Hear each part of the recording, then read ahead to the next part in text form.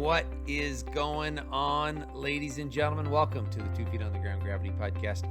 I am one of your hosts, Chris, and I am genuinely thankful that you're choosing to tune in today.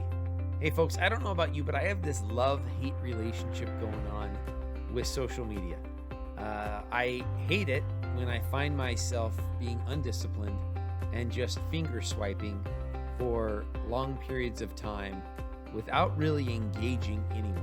I'm just consuming and looking a whole bunch without actually maybe observing a friend and staying connected. But see, that's the reason why I love social media, is it allows me to stay connected with some of my friends, whether it be my high school, college, military friends that I'm geographically separated from. And I really enjoy the opportunity to see what they have going on in their life. And then other times I get the opportunity to connect with new people, remarkable people that are doing great things in our world, and develop a friendship over social media when I've never even met them before. And today's guest falls into that category. A few months back, me and Paul Snyder started connecting through LinkedIn, I think initially just through some messaging. Eventually we carved out some time for a phone call, and then it turned into this podcast. And going into it, I really didn't know everything we were going to be talking about. I knew mentorship was going to be a big piece, but boy, he brought a whole lot more. Paul has a lot of life experience, being a U.S. Marine, being a civilian police officer, walking with his parents through their health issues as they've gotten older in life. Folks, there's going to be a lot of content today. I would pull out an ink pen and be ready to jot some things down, because as I re-listened to the podcast, I was taken back by how much I really didn't hear the first time just in having the conversation. I missed a ton of content, and I'm excited for you to hear from Paul today. But as always, guys, I want to point back to, I've called him a sponsor for a while, but I think I revealed a bit back. It's not really a true sponsorship. I want to spotlight organizations that are doing great things. And Service Peace Warriors is one of those organizations. Service Peace Warriors is a 501c3 nonprofit dedicated to supporting our veterans and our first responders who are experiencing post-traumatic stress injuries. If you haven't checked them out today, please do. They are taking on all the costs to equip our veterans and our first responders with service animals to help them heal from those injuries. Again, servicepeacewarriors.org. It's worth checking out today. Hey, folks, with that, we're going to jump over to this interview with Paul. Hold on tight and enjoy.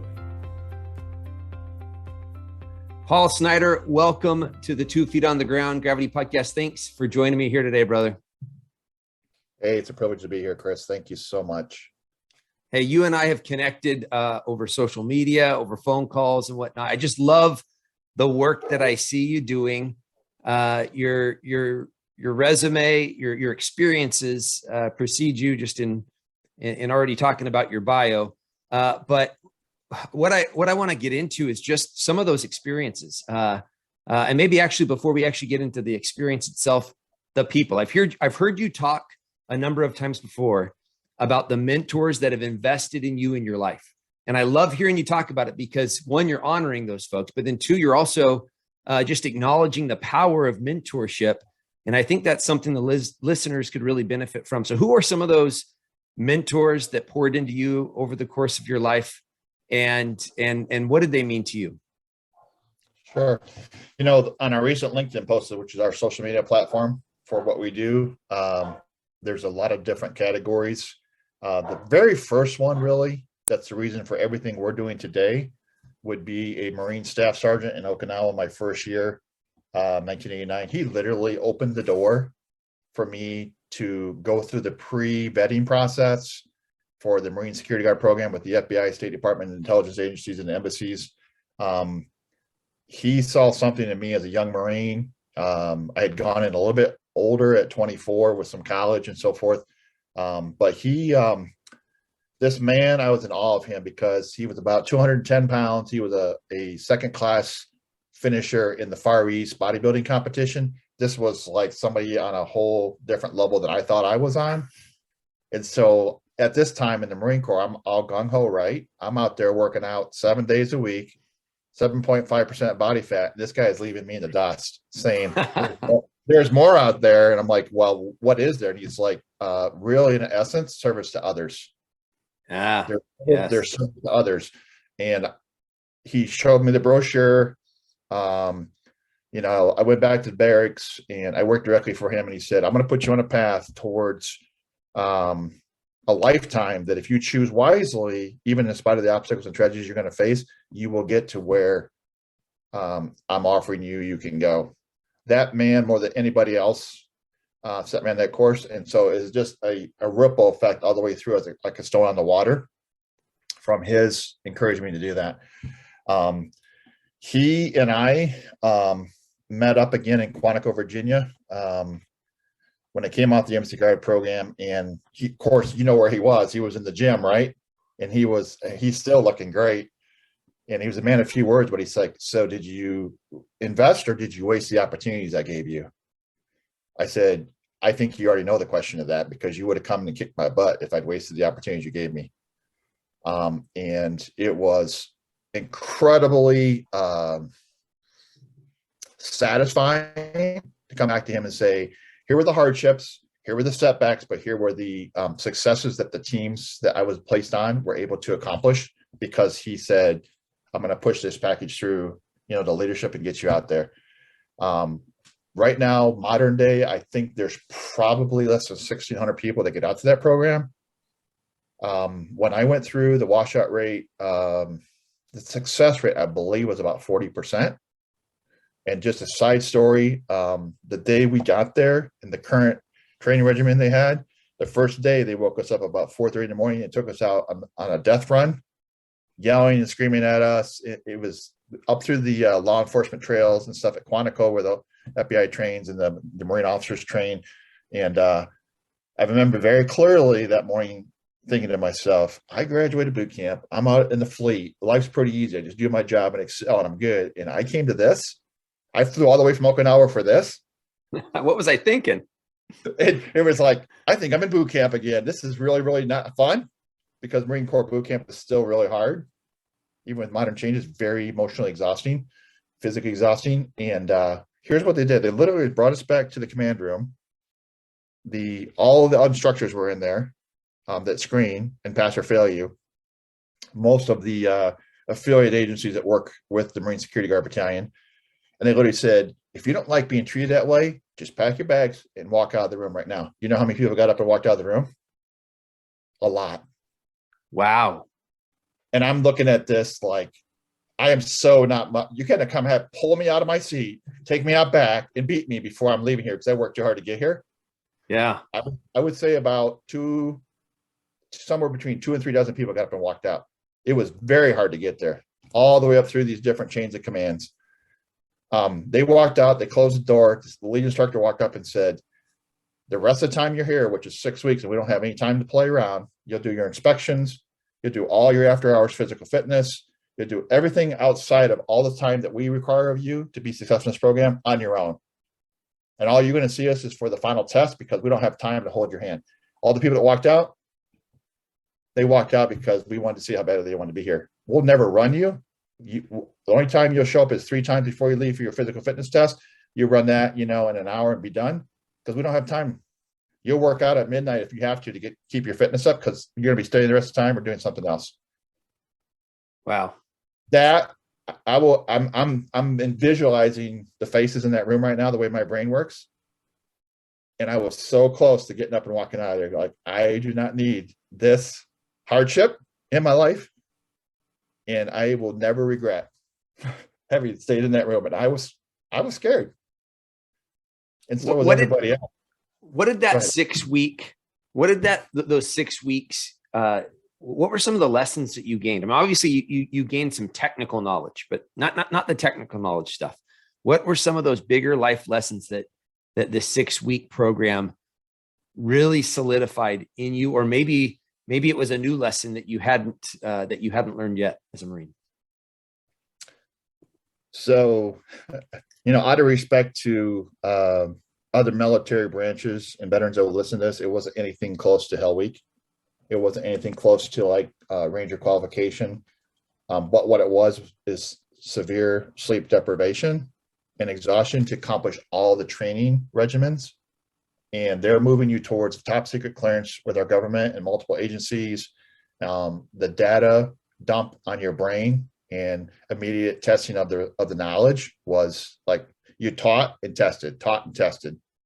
So again, what I did is the structure of the school allowed for small detachments that would look like post out at the embassies. So we would have about 4 or 5 in a group and a staff sergeant or a sergeant. And that was our survival lifeline. Like the game shows, those were our lifelines. You could not physically, emotionally, academically, and end of the way get through that regimen without somebody helping you in some area. Like you might be studying a topic that was really hard, but somebody else is pressing your uniforms for the inspection in 3 hours because you got to do all of it at the same time. You might be getting up at 2 or 3 o'clock in the morning to use a lighter and melt wax on a floor and then buff it out so that when they walk in your room for the inspection, it was like, whoa, glass, right?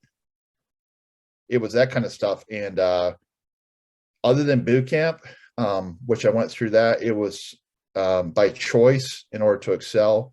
It was you either depend on your teammates or you wash out because it's not set so you can physically, mentally, emotionally, academically pass without reliance upon a team. So I would say my entire life, and I'm speaking to the choir with your guests that have been on before, as I've listened to them, and as I'm sure your listeners know, that is a subject that Jocko, Mama Lee, all these people talk about leadership, but you'll hear one key thread is talk about team. Yeah. And that was my first really serious indoctrination in team other than boot camp out in a specialized part of the profession. And so the other part is not everybody on our team made it. They made it through the process, but then they had integrity issues along the way, or maybe they had made a mistake in life with not the best choices, but instead of just owning it, they try to like shade it. And so they're like, well, we're going to put you out this really, really high trust environment under all these pressures. And like, if you do certain things, you're going to be a diplomatic embarrassment to our country, or you're going to get in a fight at some establishment or whatever. We can't have that. Yeah. So it brought home again that you either rely upon your teammates or you just go punch your ticket and say, in that world, ring the bell. Yeah. So I still look back. In fact, I have the pictures of our detachment. Man alive, the 6 of us that made it through the original group that was in our detachment for that school had a chance to go to the Marine Corps Ball, which is in November, the birthday of the Marine Corps. We had a chance to go to the Marine Corps Ball on the Quantico base, which I had never in my career gone back to Quantico and had a Marine Corps Ball there, which is always kind of extra special because you're at the headquarters of the Marine Corps and all that history. Gosh, it was just, it was amazing. And yeah, so teamwork is like an understatement because there's so many parts that you can break out of that. And certainly, from your background, the weakest link on a team will determine the team's ultimate success. So the last part of the answer, I believe, to your question is you work constantly in that kind of environment, especially to say, where am I weak? Okay, maybe I'm really good academically, but not at the level I need to pass this test. So I'm going to get this person on my team to help me with that academic part that their brain connects with quicker. But I'm better over in this area, say, push-up technique or how to go out and do some wind sprints for my colleague who needs just that little edge to get that score down and get it up in a prime area for a qualification. So yeah, it really is about the specifics of teamwork. Well, I like you unpacking that, and you did a few different things. They're both talking about teamwork. You also kind of was starting to touch on some values. One thing that I don't hear people talk about a lot when it comes to teamwork is the need to submit to the rest of your team, meaning the need to be held accountable by your team. And both within the mentors I've had in my life, that relationship only worked because of the fact that I trusted this person. I believed they genuinely cared about me, And if they were going to kick me in the teeth because I deserved it, I was going to take it, right? Because I trusted this person. How did you see that, whether it be in your training there or in other mentor-mentee relationships in your life? How do you create that culture, I guess, is what I'm trying to get. Whether if you're the mentor, how do you create that with the mentee, that trust relationship where really tough things can be said? Gosh, that's a really great question. So if all this was easy, there wouldn't be there wouldn't be all these books written on leadership, right? If there was like a one path solution. And I am, for the record, I'm not one of these people that thinks the current generation is all messed up. What I do think is there's a lot of really hard question asking young people that want to see something different. And in the bigger picture, they want to say, how can I make success out of my life professionally, reputationally, financially, but how can I do that and not sell my soul? And how can I do both of those things? Yes. And that, the answer to that is prepare to grind, right? The second part of that, I think, is to your point, is not everyone that says they are a good leader or want to mentor you might always have your best interest in mind. That's not being denigrating towards them or selfish towards them. That just might not be the right synergy. Yeah. I'll give you an example of my staff or my sergeant in Payson, where I was sworn, and went on the force at 47, put myself through the academy, jumping forward on the timeline. And I remember when I came on board, he was on my board, and thankfully I passed my tutorials on the board and all that to get hired. And of course, all the normal stuff. Why are you going to law enforcement academy at 47? You know, midlife crisis. Like, no, I've been waiting to do this for 20 years. Finally got the opportunity. He said to me when I first came under his command, he took me out back. He goes, look it, I really give a rip. I can push you hard. I will care for you. I will have your back, but you better deliver for me, because I'm not going to put myself out there for you if you're not going to learn from me. And I said, that's exactly what I was getting ready to ask you if you would be willing to do. And I said, how much time you got before we retire? He said, well, maybe a year or two. I said, well, then, Sarge, with all due respect, you got to get busy because we don't have much time. He said, brother, I love you, but you don't got enough time to get what's in my brain, in your brain, and your body. I said, try me, because I'm willing, because of my sacrifice up to date, and you've gone through all my background. You cleared me for all this different stuff that people would be cleared for or whatever, and said, I'm good to go. And now you want to know, can I apply the hard things of the street that you and I both know exist that are hard about the job? And can you do the job and do it well and be effective on the street without overcommitting in a physical way to hurt somebody where it's not necessary, or to protect your own life? So, Les Barr was just another example. And so he showed me again at a different phase of my life how to do that. And he was part of the key decision at the point where I said, hey, I'm going to put this career on hold, risking losing that to take care of my prior father-in-law going through dementia. And he was supportive of that. He's like, when everybody else said you're wrong, and I could have, of course, gone forward in that career and just put him in an institution or whatever, but I didn't, and came back to the Phoenix Valley. Les was a key part of that. And when I came back through Arizona to visit him in 2021 with my current bride, we had a wonderful time with him and his wife, because he's looking back now. We're looking back at this perspective of saying, man, there's some hard stuff that we went through. You had my back, I had his. Can I share a rabbit trail story? Please do. So we're on a situation that's basically a consent contact. We know it's a drug house. We know we've been there so many times, but never really have the evidence. And Les's rule was, you're not 100%, you walk away. You don't have 100%, you walk away. There will always be another day with people that are repeat criminals that have intent that's less than accidental, or have intent less than being victims of being in the wrong place, wrong time.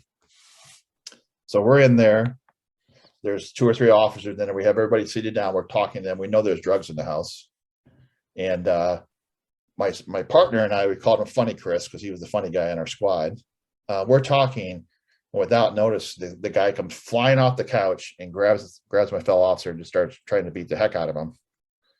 So we're trying to get him. We're giving verbal commands. We're doing all of the force escalation things, that are taught by force science and all stuff. Everything's failing.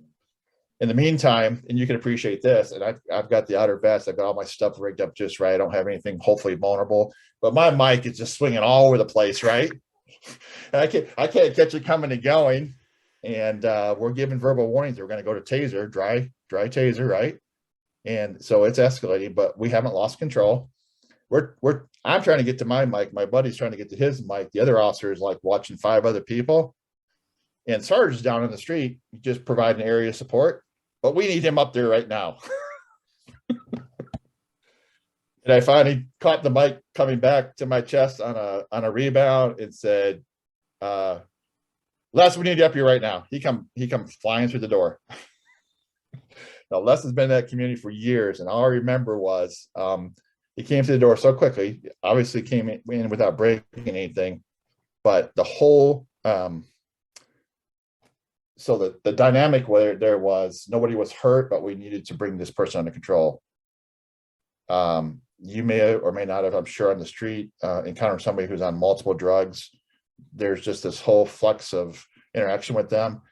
If they choose to go after you in a very physically damaging or life-threatening way, the strength they have in their body, it's like something you read in a book or watch on some show. It's superhuman strength. It's superhuman strength. And you're like, hold on a second here. I'm fit. I mean, look at me. I'm 6'2", about 245 pounds. I'm pretty fit. It's like you're feeling like, the Tin Man. This person's like this Godzilla. So that's what was going on. When Sarge came through the door, it was not just my rapport with the gentleman that we were dealing with that kept it from getting violent, but it was Sarge coming through the door.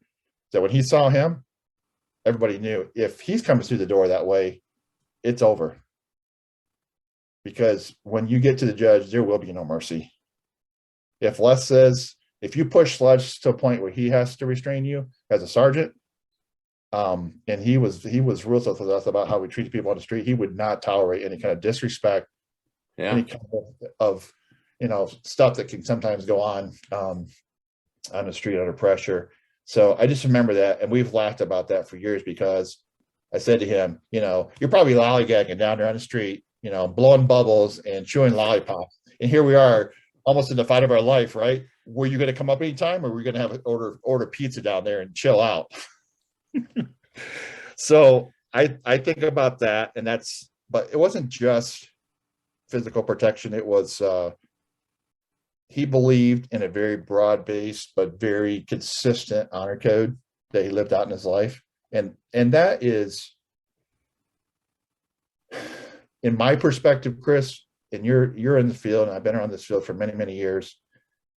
There is the talk, and then there's those unique souls you come into mentorship with that somehow can bob and weave through all the complexities of this situation and how they serve. And somehow, even though they get tired, sometimes they have to take breaks and stuff, somehow they always seem to stay on the high side of the road.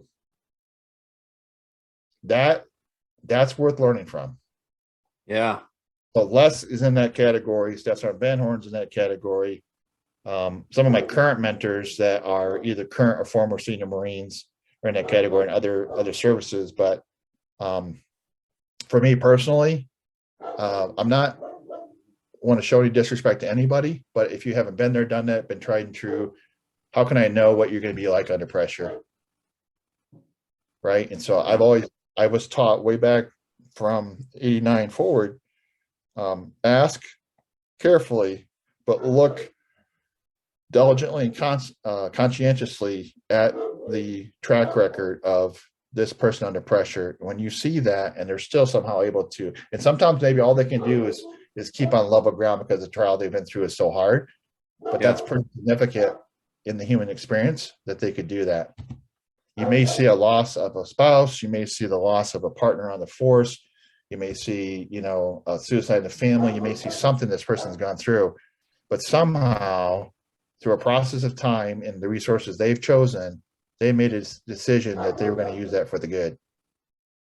You didn't meet at 2 o'clock in the morning. They didn't cry their eyes out, even though there's this really tough macho person, man or woman. It means that they found the tools somehow to say, that's the cycle of life. And that's the cycle of some choices that some of us make, but that doesn't have to define me. Yes. Yes. Hey, what are those core values that mean something to you? We've kind of touched on those a few times. What are the ones, and I know there could be a long laundry list, but what are the ones, like if you were going to list 2 or 3 that really resonate with you through your time as a Marine, your time as an Arizona police officer, your time as a husband, right? What are those core values that really are at the core of who you are? Gosh, I'm going to say sacrifice, but I would say chosen sacrifice. And the difference in my mind is that you choose the sacrifices you make towards a short, intermediate, and long-term goal, because there's going to be a test of that commitment in the sacrifice. So I'd say sacrifice first. The imperfect art of learning to live with honor, which is always going to be imperfect, because all of us, including myself, are flawed. We make mistakes, we blow it, but it's a commitment to no matter what it takes. I'm not going to lie, steal, or cheat, but I'm always going to be looking for that series of dynamics, the series of people, the individual I can learn from, those who I can go to that give me that, excuse me, but know that no kind of BS perspective on a really difficult situation that I know have gone through it. Or so that would be another, the imperfect art of honor. Gosh, depending on how you or your listeners might define it, something in the realm of fitness. It could be a mental thing. It could, for me, it's been more of the ultra walking, ultra type of stuff that I've started to get into, but it's some discipline that is at the center of who you are, so that if it gets a little bit off because of life stressors or pressures or whatever, that you know it's off and you can put it back in place. Because that I believe for most people, depending on whether it's, I mean, some people will say, hey, I need to do an Ironman. I don't feel the need. I don't know about you, but there's something about going out and doing a community half marathon for a nonprofit, or for, a regional park that helps a lot of people, or, something for like the rock and roll half marathon. I did a lot of those in Arizona. There's something about the causes they give to that is fulfilling. Plus, it's that challenge. It's that mental, emotional, psychological challenge that you start hitting at that 10, 11, 12 mile mark. I don't care what your pace is. At some point, you're going to be like, I think I'll just like to quit. And so it's learning to, those, you talk about the qualities, it's that flexibility. That'd be the next quality. It's that flexibility, maybe a slower pace to make it to the finish line is important. Maybe it's perspective from somebody in my life, my spouse, that kind of thing. Maybe it's perspective from a mentor. I can't tell you how many times in the last year that I picked up the phone and talked to some lifetime mentors and said, here's the dynamics, here's the tools, here's the assets I have. And so the next trait would be humility, saying, I'm not sure how to put all these together in this puzzle, but I know I had the right pieces. How can I arrange this puzzle to move to the next phase so that I'm really helping people as well as advancing the priorities that my wife and I have? Wow. So I'd say those 5 would probably be my key. I was going to say honor, courage, and commitment, but then you'd say, that's the Marine one. Hey, I'll tell you what, the Air Force core values, being an airman, they what I loved about them was that the Air Force really lived them out, meaning you heard them talked about all the time. They weren't just wall art. It was something you heard your commanders, your first sergeant, your supervisors talking about all the time, to the point that when I got out of the military, my wife and I knew that we wanted to have family core values. So sure. we had some ideas of what we wanted, but we realized if we gave our girls ownership in drafting these, they would have more buy-in. It was their idea, not ours. And so we allowed them to come up with our family core values. And the beauty of it was really the same thing. So there were some different words, but they meant the same thing. Like we wanted integrity to be one of our family core values. They said we need to tell the truth. And we were able to sit there and kind of mesh those two together. The other thing the Air Force taught me was that I could be perfect. Oh which my. I'm not. Yes. Oh, it was a big problem that they taught me this. But here's the thing, I could be. When it came to folding my underwear, my t-shirts, and my socks, I could do it to perfection. And so I graduated basic training in my tech school and got into active duty. And I felt like I was doing it perfectly, even though I knew at my core, because of my faith, that I wasn't a perfect person. I had this illusion that I needed to be perfect. And then when I failed at things, because that's going to happen, it was devastating. I don't know. Did you have any similar experiences in the Marine Corps, or did the Marine Corps do a better job of teaching you really quick? You're not perfect, and we're gonna. How did that work for you? The answer is yes to both. So I would say any gung-ho Marine is probably a recovering perfectionist. Worked with Air Force quite a bit in my first couple of years, worked with Air Force through the embassy years after, and still do with those transitioning. And I see the same thing. I think for myself personally, what helps me be more effective now is that it's that struggle that you're talking about and coming to terms with it. What Julia and I voice in that area is we are pursuing excellence, which is something that you never quite arrive at. I like it. Perfection is somewhere in that same zone, but sooner or later, no matter how awesome you are, you're going to fall flat in your face. Here's what I'd also say, follow up personally, and this is a message I share, whether it's a safety director leaving the Air Force Special Operations community, or I still feel, even though I'm not in law enforcement, I still claim those families as my own because I served honorably. There always is a difference once you're outside the badge, once you're outside the contract. But if there's honorable service and people can bet that in you, they will journey with you. And my message is that, and even currently, is there's going to always be someone down the road who, for whatever reasons, and it could be that they've done everything right, they may still suffer. Not because we're victims, but because life's going to give us things that are too hard for us. And so if there's anything I would share with your listeners from my personal experiences, I grew up in the Midwest, grew up working on farms, working 15-hour days. I know about hard work. I know about teamwork. I know about all those things as a wrestler. I know about getting really tired in the second period and you still got another whole thing to go because you're wrestling the hardest person in the district. And, if you win, it's going to be a miracle. But if you could just tie or beat him by 1 point, that's success.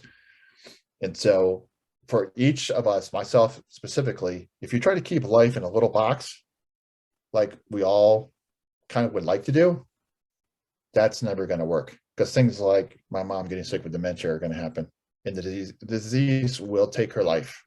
So I'm going to have to make a decision about how I grieve, how I face that hardship, what I celebrate about her, how I interact with that situation.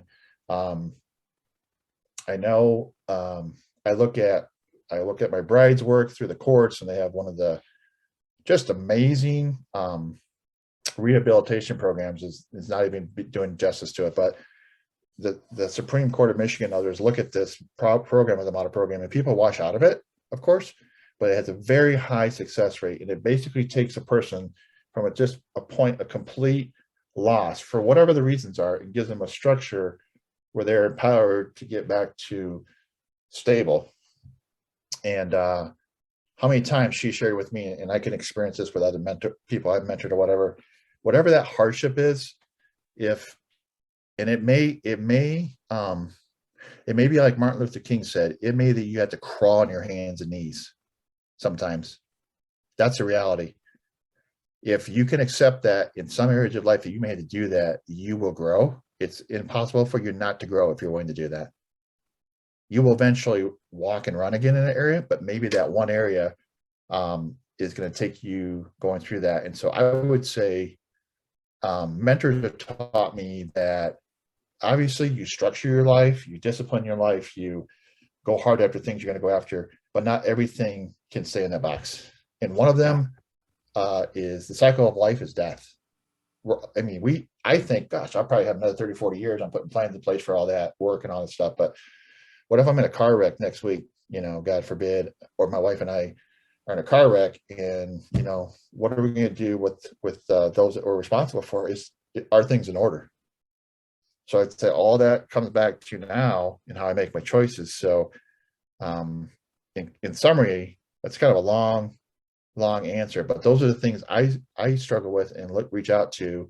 Um, for instance, we had Tom Snyder come in to one of the summits. I am not at his level of suffering, sacrifice, Black Hawk Down, all the stuff he's been through, all the things. But boy, I tell you what, to learn from him for a short period of time, and then to gain trust with him, and then when we run across folks that have very complex situations at his level of expertise, to say, Tom and Jen, can you serve this brother or sister, because I know that they won't get screwed over in the recovery process, right? They're not going to go to any old mental health outlet. They're going to get into a network where they can truly heal.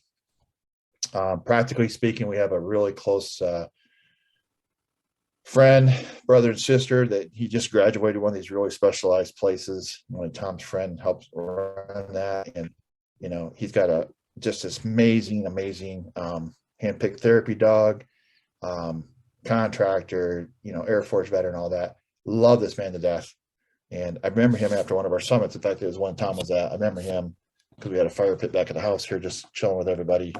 And I remember him just breaking down this really just grizzled, tough, everything that a man would, want to be in his dream world. And I remember him just crying, saying, I don't know if I can live with all the things that I've had to do on behalf of my country. And people want to believe that I'm a 4th of July marching down the street. He's like, what I've been asked to do in the Air Force, I don't know if I can ever, deal with that. And he today, to that process of working through that network, not because of us, but because he came and sacrificed his resources, said, I'm willing to empower myself, but I'm going to go out here, find these mentors, find these healers, find these people who really know how this works. And I'm going to take all this PTS that I don't believe is a disorder. It's an injury. And today he still has his struggles, but man alive, it's a totally different relationship that are in. I love that man, and he loves me. And, I don't want to die tomorrow, but if I did, I'd be happy that man has a whole different life, and his offspring that he has now, totally different relationship. So to your point about integrity with your children, owning that and drafting that, I have things right here in my office. They're not, so these are, I tell my wife all the time, she goes, oh, that's all the stuff for the big people. It's like, none of it has anything to do with the big people. It has to do with opportunities that mentors gave me. And we joke about that because people can look at that. It's like, well, you're just going after fame and fortune, all that. No, because there's a lot of shorter paths to that I could take. And we both joke about that. And we say, we're never going to take a shortcut to any kind of success being offered to us that's going to leave us in jail, discredit us, hurt the ones that are coming behind us, or hurt our family's reputation. It's not worth it. Yeah. So one more side note, if you allow me, is I watched in COVID, sadly, colleagues at a level even above me, but in my profession of the last few years, literally disgrace themselves, bribery of law enforcement, head of major organizations within our profession, police people. I had rubbed shoulders with at receptions, different things over the years, and publicly disgraced over what? How much money was that worth? Yeah. In one case, what, $75,000, $80,000 one time for what? For what? Because eventually what happens is, and Joy and I talk about this, with her boss being a judge, is eventually, if you can hide that stuff for years, sometimes people go 20, 30 years. And so people are like, hey, I can get there faster by doing this because this person did. Yeah, but sooner or later, life has a way of coming full circle, right? So I watched it again and again. And I would say to your listeners that there is absolutely nothing wrong with what I call true success, that my mentors have taught me what that looks like for them. or they use the term true professionals, or they use a word like true and trusted. Those phrases are something I've adopted because that requires intentionality. That requires hard work. It requires being willing to grind when nobody's looking. It's like, hey, if I take a shortcut here, I can get over here faster. Okay, but there's nothing wrong with being creative and strategic. And what's the word I'm looking for here, Chris? It's not word, the positive, cunning, but well, strategic, really. Yeah. If you are going to be known in law enforcement or business or the military, wherever your platform is, people are going to watch you, whether you realize it or not. They're going to learn from you. Yeah. Oh, they're always watching, right? Just like our children, always watching us. And you and I don't do that perfectly with those who are coming behind us, but they need to see the imperfection. Oh, absolutely. And the right? integrity, saying, man, I blew that. Your perspective was so important and I didn't see it. Gosh, you've just added a nugget of gold into my tool belt. So now I can learn to be better in the future on that. You know that. I think your kids are younger. You know that probably better even I do. Well, and it creates a culture where it's okay to fail. Because if in any organization's culture, whether it be business, military, government, education system, if it's not okay to fail, people are going to hide and they're going to lie, right? Yeah. If failure, and that's where me learning, and I like you said, recovering perfectionist, because that's something that's always really resonated with me. Realizing I'm not perfect and being okay with it, right? Being okay in my skin in failing sometimes. And then when I do fail, and as a leader, when we fail, and we can own that in front of our folks that we're responsible for, and show them how to apologize. I once had a leader tell me, you don't say I'm sorry. And I would have to add more to the story to give the exact context, but still, I disagreed with what he said in that, no, as a leader, I do say I'm sorry. If I screw up, if I misspeak, if I lose my patience, if I'm lazy with a conversation, if I go to have a conversation with someone and I don't recognize the emotional response that might come out of them and that the conversation goes south, I found that if I go back to that person and say, hey, I really screwed that conversation up yesterday. Can I try this again? And I've had a few people kind of look at me like, are you trying to trick me? No, not tricking you, man. Right. I just know I didn't do that well. Can I do it again? And I haven't had a single person tell me no. Every single person has allowed me to have another shot at the conversation, and it goes so much better. And usually we walk away both understanding each other and the circumstance, the thing that we were talking about, so much better. Hey, there was something else you were saying there. And the word that kept coming to my mind is patience. We live in a culture, not just my kids, me too in my 40s, where I have been bred by our culture that I don't have to wait for anything. I don't have to wait for a new movie to come out. I just rent it on Netflix. I don't have to sit there and wait for my coffee to be, for a long period of time. No, I got fast drive-through. And I'll share it with you.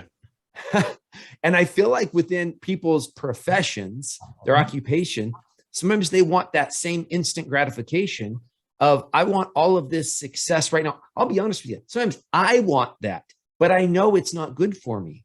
I know that this process that you've been talking about there, the grind, right? Getting up and having to do it day in and day out and failing and getting back up and failing again and just being like, holy, and then asking yourself, why am I even doing this?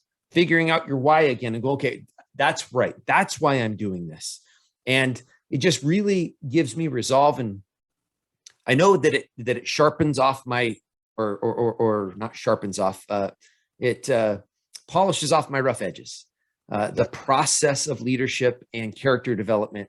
And that's what life is about, folks, right? I mean, none of us would be where we're at. Trying to think that isn't totally accurate what I was about to say there. I was going to say none of us would be where we were at without our histories, but that's true. But I'm just saying people that are successful, I've never heard anyone that's successful who just got there. It took hard work. Right. And loss. Exhausting, hard work and loss. Yes. And grief and more grief.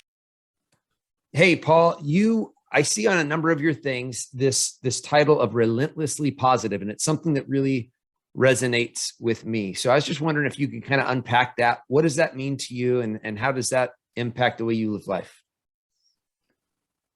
That is $1 million question. So first and foremost, that is a process that I would say every human being that's still breathing and alive is in by choice, if that's the lane and the lanes they want to run in. I would say that is a journey literally of a lifetime, which is a cliche, I know, but it's everything about the human existence that you and I, everybody's probably listening to this podcast, we all seek to minimize risk. You know, we buy car insurance because we hope we don't ever get in an accident, but we don't want to pay for the repairs, right? We probably buy life insurance, hopefully, for our offspring. We do all these things that are what I've would term due diligence. A legal person would say due diligence. You do all these things to protect yourself. Relentlessly positive falls in all those gray areas where life can come at you. You get hit by a drunk driver. You know, God forbid, someone in your family gets leukemia. I lose my buddy in Cairo, you know, unfortunately to suicide. It was one of my mentors when I got to Cairo. I lose my staff sergeant in Cairo, you know, in Iraq, you know, in combat. Those are all things that are going to come up into your life, and we always hear this, you know, bitter, better, bitter, better.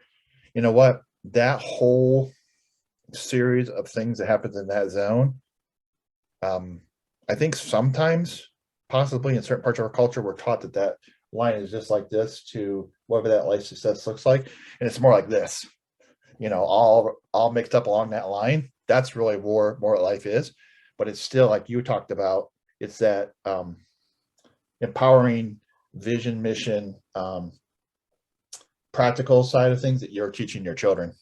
You will not get here without all this stuff here, but you can, over a period of time, get to certain points and many points with the right combination of the puzzle pieces. So relentlessly positive is about each person figuring out the puzzle pieces for their lives, because it may be different if they want to be a doctor, maybe different if they want to be, you know, I have a few friends that are just this triathlete. I want to go, you know, whatever. Wonderful. Blessings to you. Let me know when you're going to Kona, right? I don't know any Kona people. I've known some others who just like, I don't personally need to endure that kind of pain. Okay. So, relentlessly positive is a choice.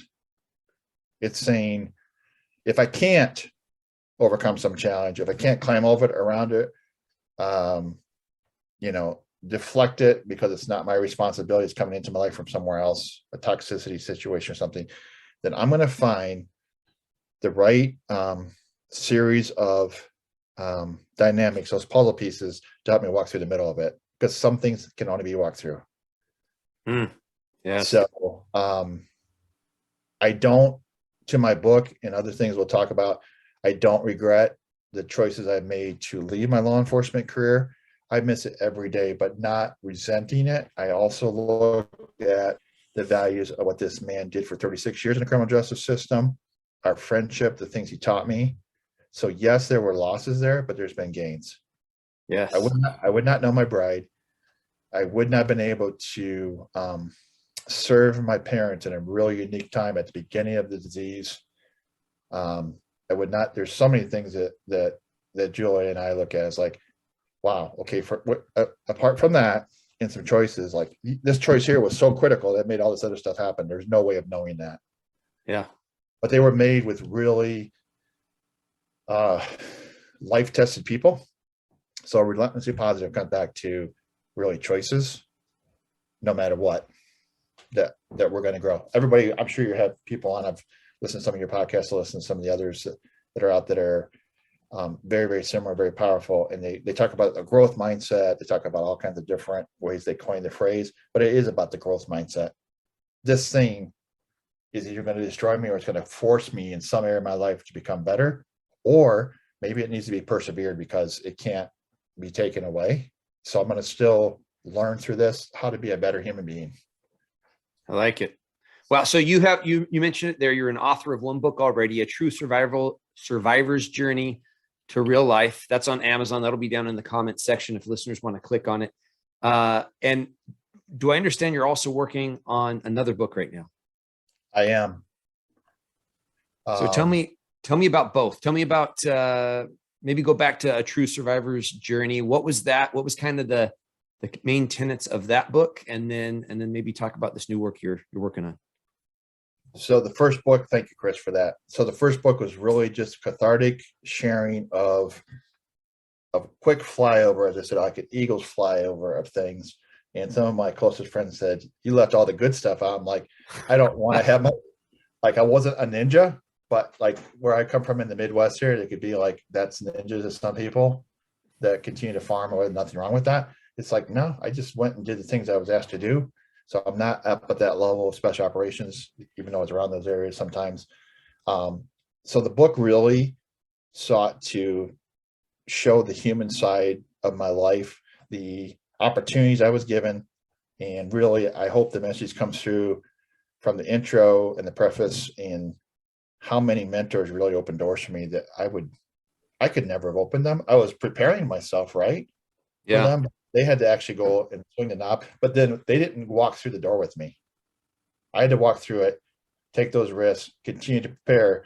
And they were in a sense at the open door waiting for questions, but they would always say, "What have you done first before you came to me?"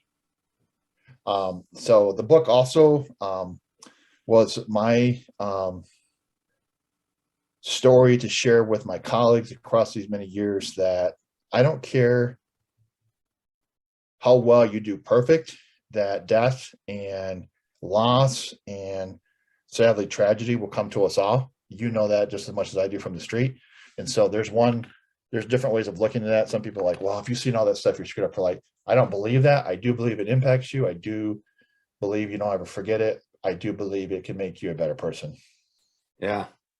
And so I would say that in that book, I desire to give a human face to some experiences other people might say that's extraordinary.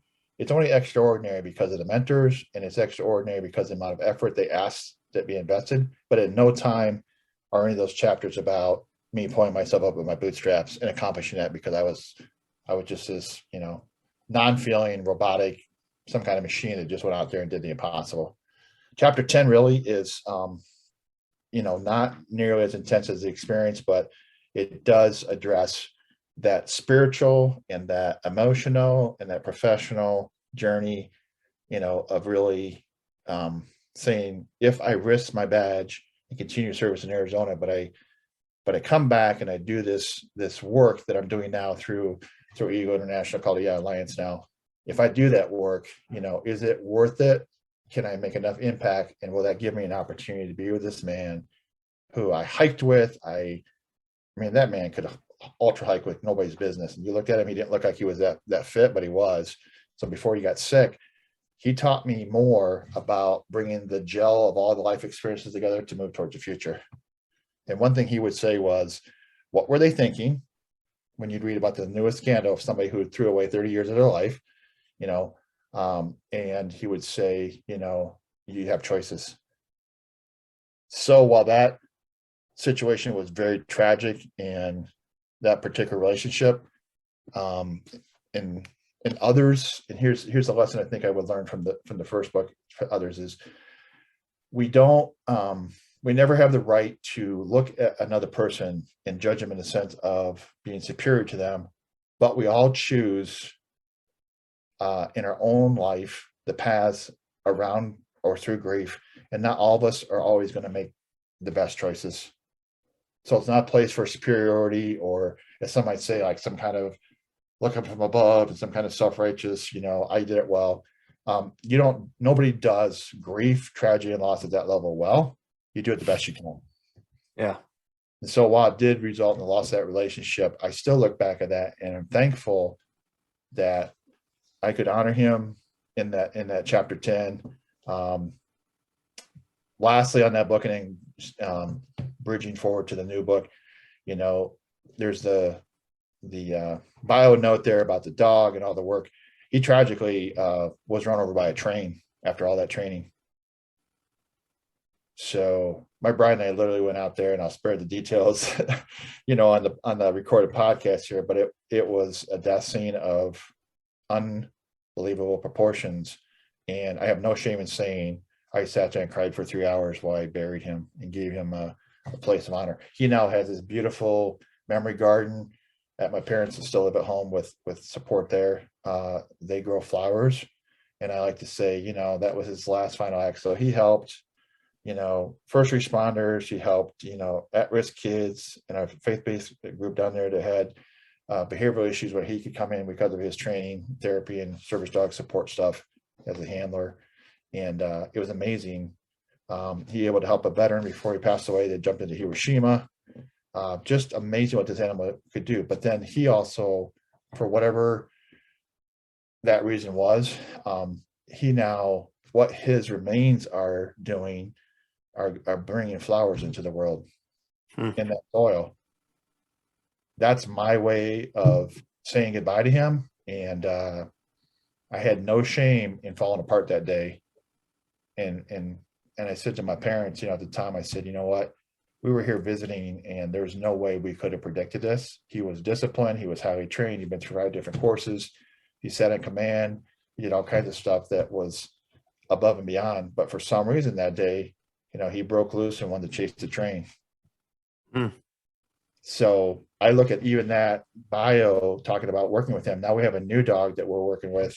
But that springboards into the sequel. I've been writing the sequel for about 2 years. Oh, wow. It is patient like process. Every time I got started, I'm like, I don't think I'm ready for that. But I've settled now. I've got a couple of chapters done. I've settled on the concept of we talk to people in mentorship and life about rebuilding. My premise is that's fine and good, but when all you have is ashes, or if you have been in the path of a hurricane or tornado, whatever, we talk about rebuilding the house, all this stuff. Are we really rebuilding, or are we creating a brand new life? I mean, seriously, are we going to take the old timber from the old house in a tornado and put it into the new house? Really? If your life, because of tragedies, has become ashes in some area, you have to create a brand new life. And you mentioned this point, if I heard you correctly, you bring the history forward as the gel of the foundation, but it's all new cement. It's new priorities, and it's the growth of that history that I heard you reference, the recovery and perfection of whatever it is. It's that growth that makes that foundation stronger than ever before. So the way I explained it to one of my close friends has said, it's as if you make a decision that those growth scars, and we all have them at some level, those growth scars are either going to become something that we see as a personal acceptance and thankfulness for them because of what we came through, or we're going to resent them. And we're going to be that, 70, 80, 90-year-old person that's resentful, hateful, and whatever, because all the stuff in life that can go sideways. So the book is going to be a brief touch on 10 different character traits that each of these the top 10 mentors in my life, and what they taught me at that stage in my life.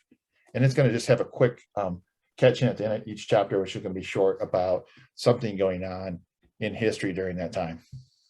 Wow. I'm excited. Hey, you mentioned EI Alliance. What are you doing with that work, brother? Okay. So EI Alliance is our doing business as name. The long name is way too long. That's registered with Arizona, now Michigan. So we were originally in the armed executive protection lanes with groups like, helping Walmart, or not Walmart, but Walgreens and some of the other big names in the profession that provide these kind of services. We're now, I brought the company back and registered in Michigan as a management consultancy. So we train, mentor, and guide first responders of all sorts, transitioning, typically senior military people, Fortune 350, business leaders, critical incident people. We work in lanes alongside the mental health for those who are typically middle to advanced in their qualifications. So the public eye that you see is the leadership and crisis seminar. So the premise is that we live in very chaotic, challenging times. Just read the paper.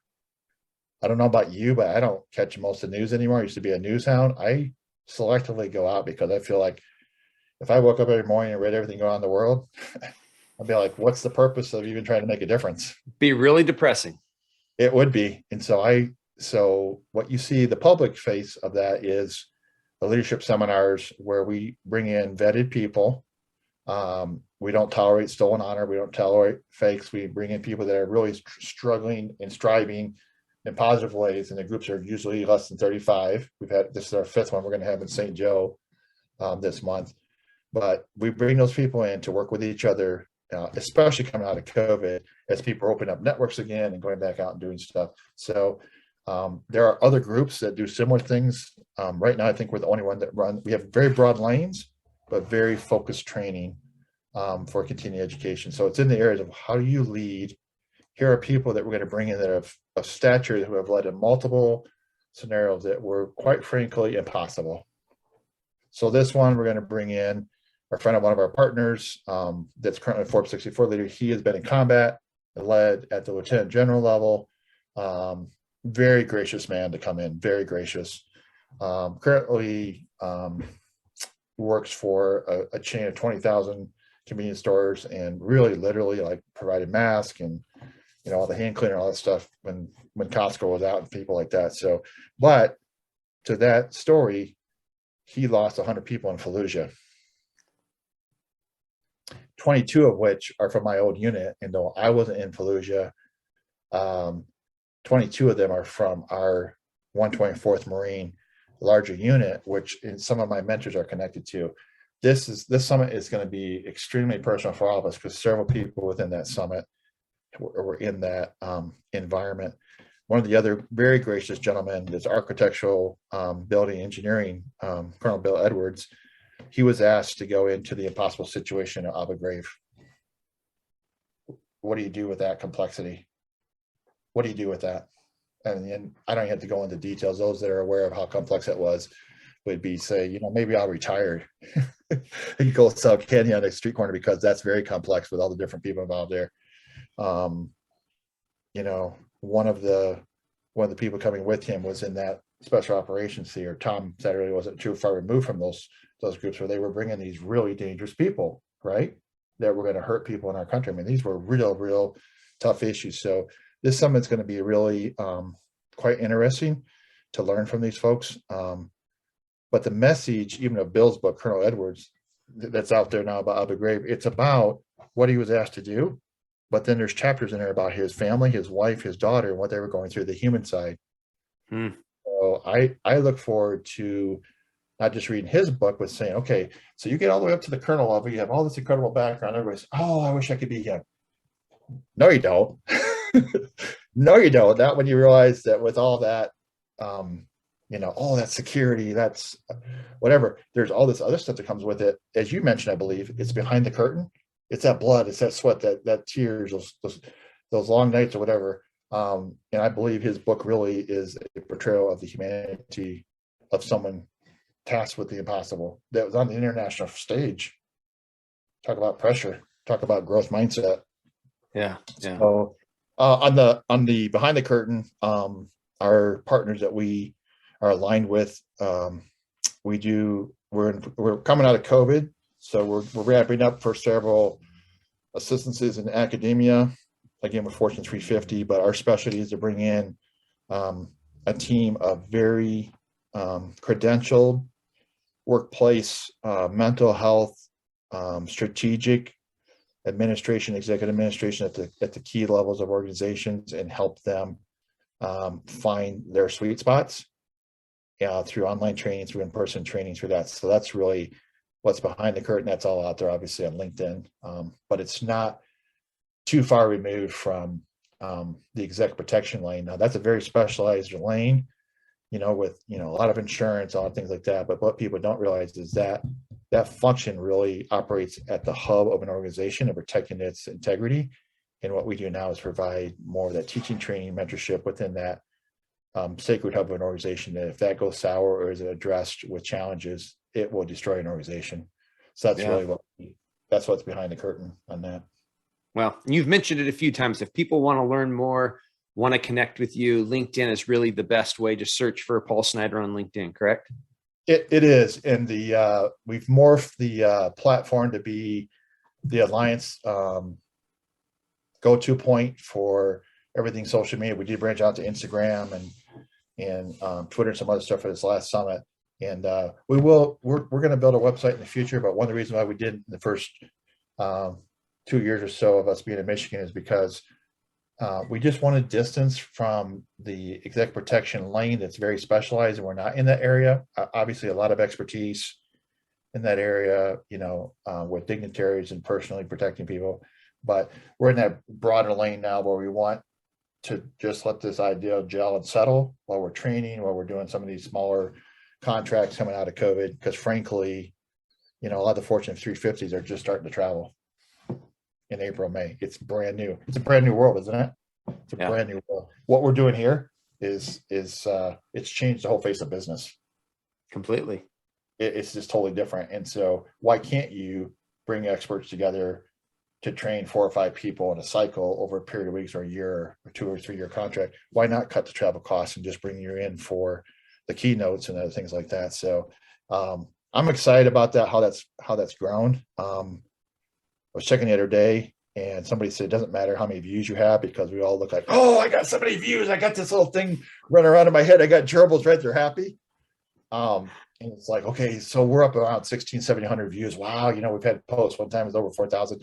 So that's wonderful. That doesn't determine the success or the worth of what you're doing. What determines, I believe, and I know Julia believes this, and that's why we're in a relationship, is when that guy, our brother, comes back out of that treatment center, for him to go to that was life-changing.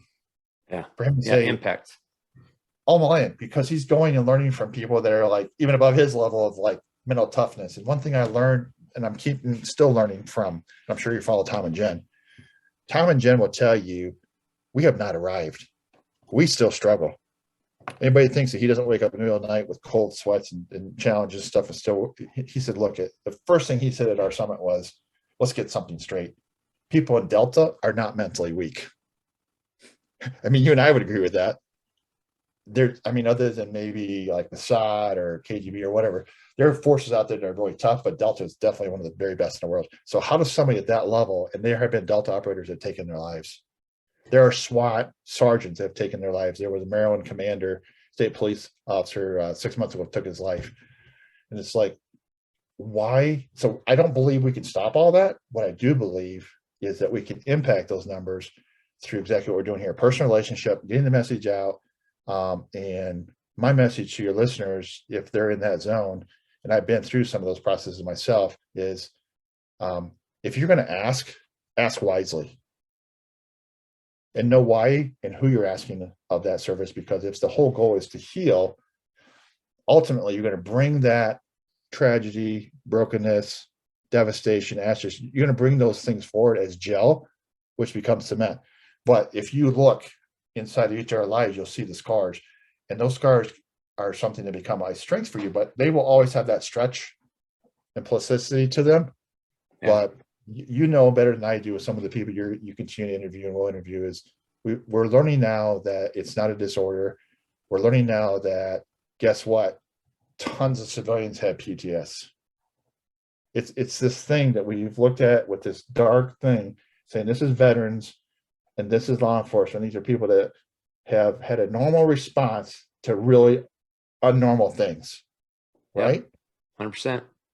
And that, I think that goes along with our previous point, is that's part of being a recovering human being of anything, is that you bring it forward and it makes you hopefully more approachable.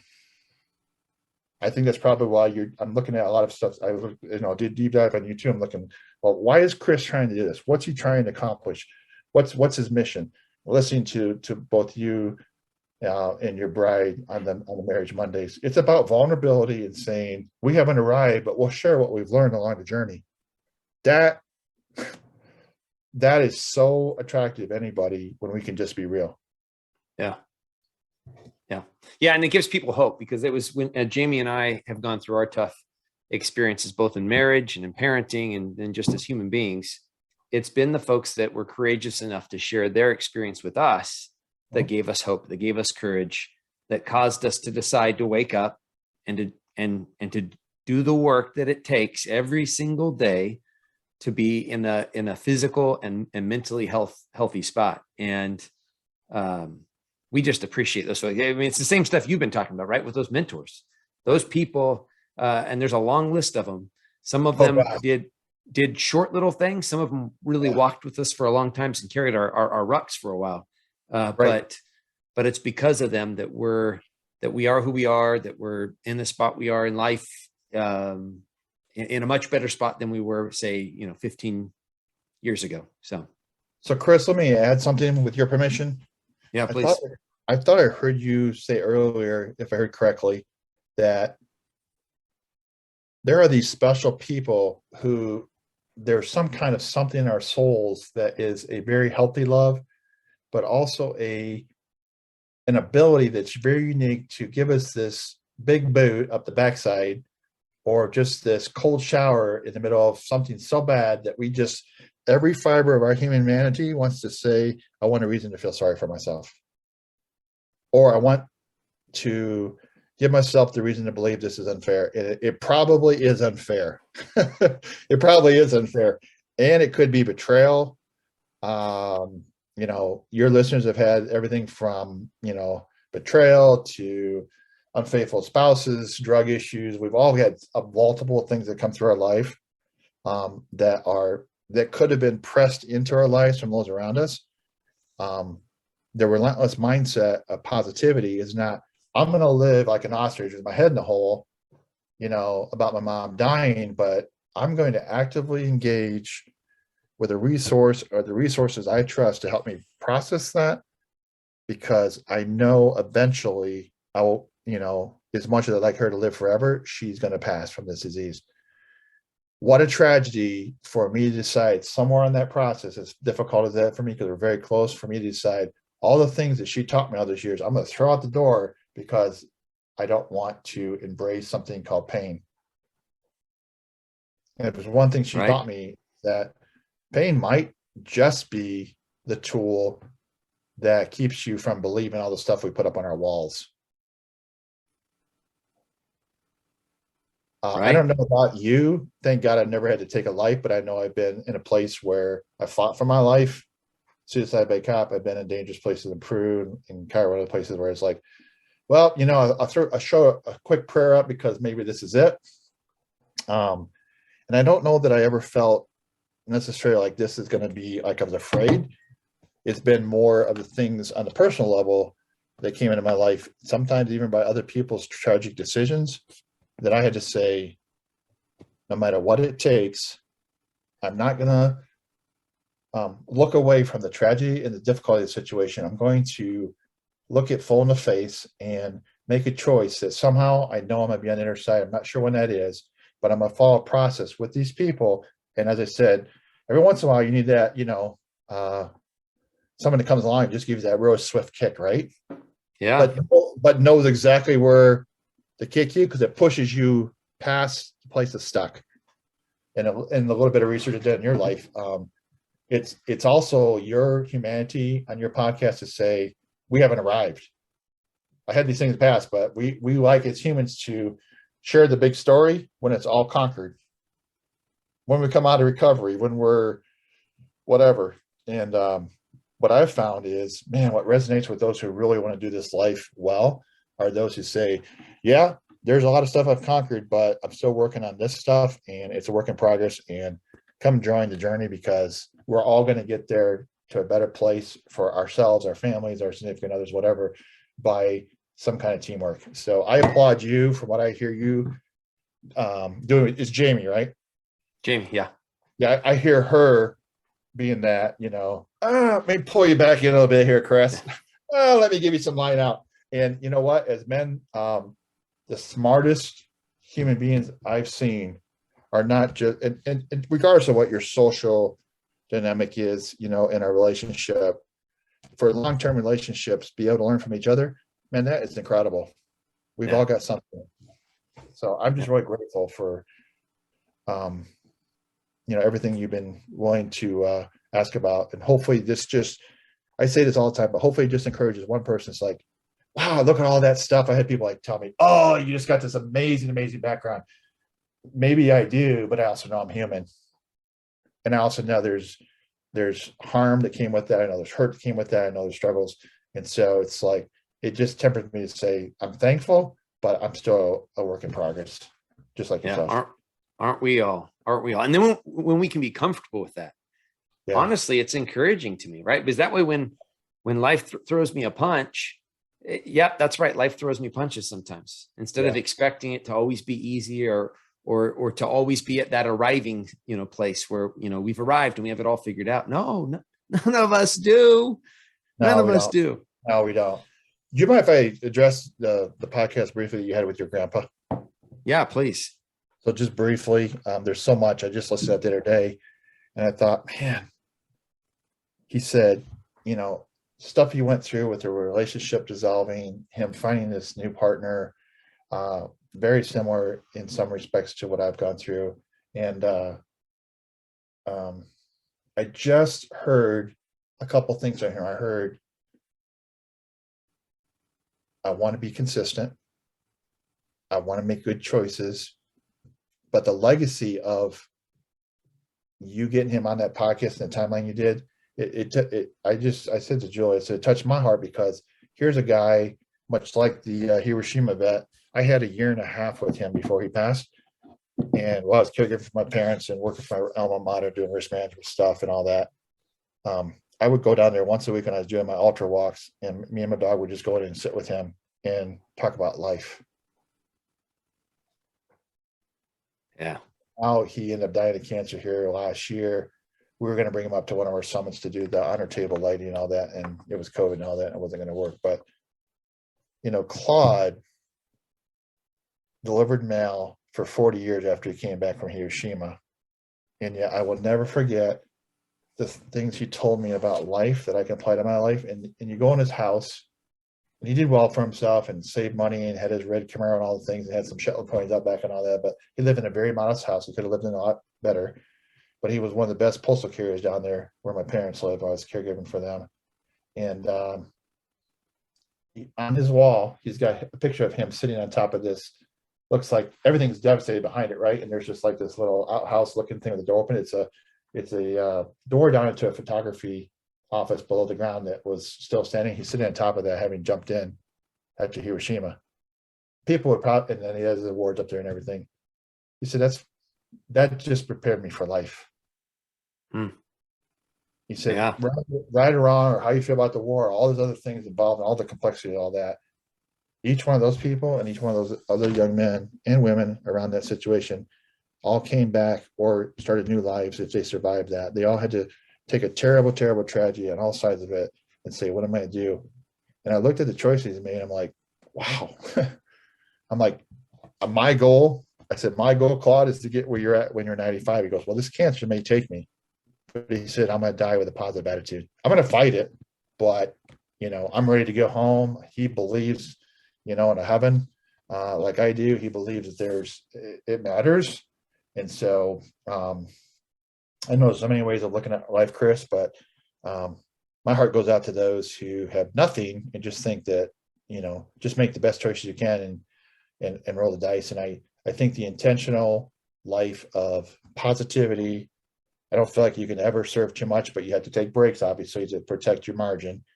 But those two things in a life are going to be things when we all look back, we're like, I'm glad I did those things.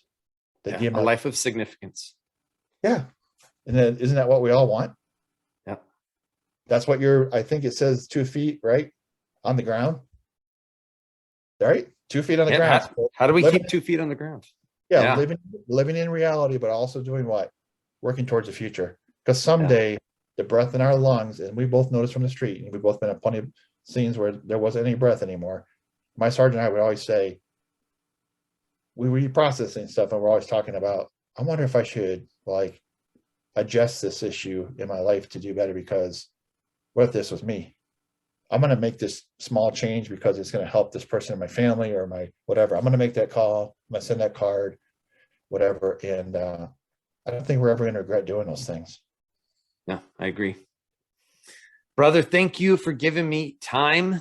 Time is valuable, and you have given me a large portion today. I really appreciate your perspectives and the work that you're doing.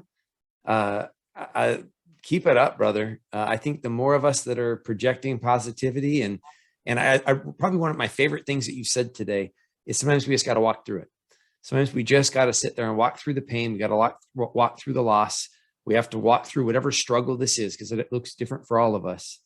And that's the only direction we can go right now. It's either that or just sit on the ground and wallow in it. And I don't want to do that. I'm going to sit there and move through it.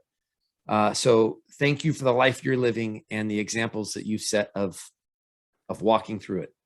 And you're an example to me. And if I can be so bold as to say thank you for your continued service on the street. That's not just a trite saying. I know how hard it is out there, but out there for a lot of years in a lot of different capacities. So thank you to both you and your bride, and much love from us to you guys that way. All right. Thanks, brother. You bet. Well, ladies and gentlemen, I told you were going to have a bunch to take in. I hope you enjoyed. I hope you have some great takeaways that you can implement in your life. Folks, as always, Jamie and I want to hear from you. Depending on how you're consuming this, whether it be on YouTube, let's see what else, Apple, Spotify, you can still give us ratings and reviews and impact our viewability on the podcast platforms of Spotify and Apple. You can look down at the bottom of the main page. There's 5 stars. If you think we've earned a 5-star rating, please give us that. If not, maybe shoot us a message. Let us know how we could get better. You can send us an email at chris@gravityct.com. Let us know of future Marriage Monday topics or guests for me to interview. Folks, we only get to live this life once. Let's go out, take care of the people in our tribe, love on each other, take care, and God bless.